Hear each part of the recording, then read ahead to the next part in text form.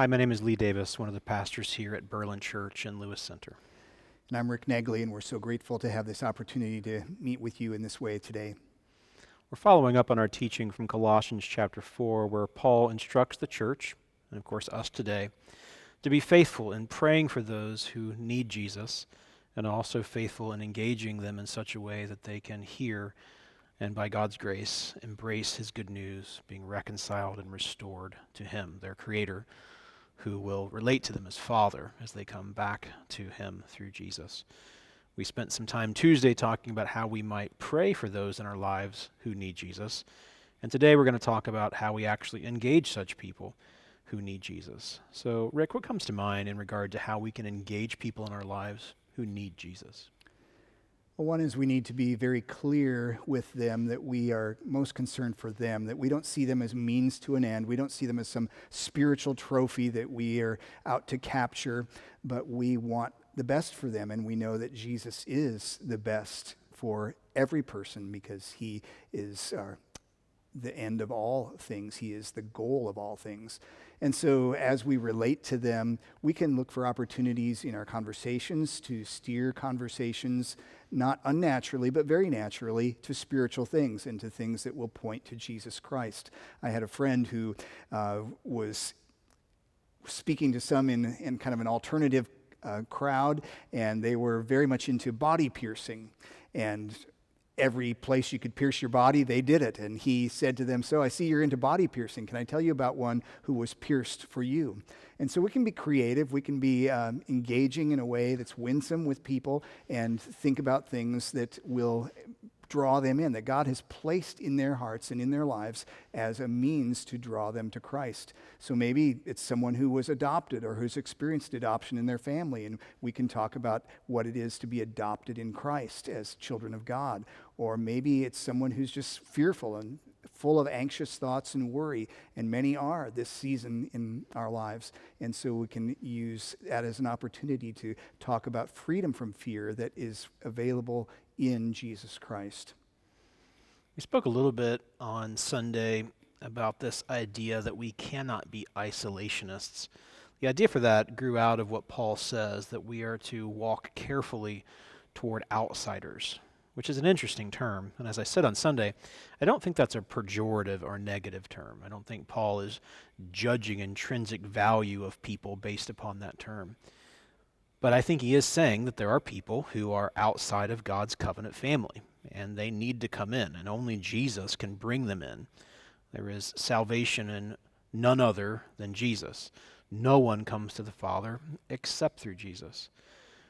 But we also read from Romans chapter 10 on Sunday that people cannot believe unless they hear, and they cannot hear unless someone actually proclaims to them the good news. And that's our responsibility. For though God is sovereign over all salvation, he uses our prayers and he uses our proclamation to bring people to faith, which means that we cannot be isolationists. I said on Sunday that though we are now part of God's family because of Christ, we cannot be arrogant or isolationists.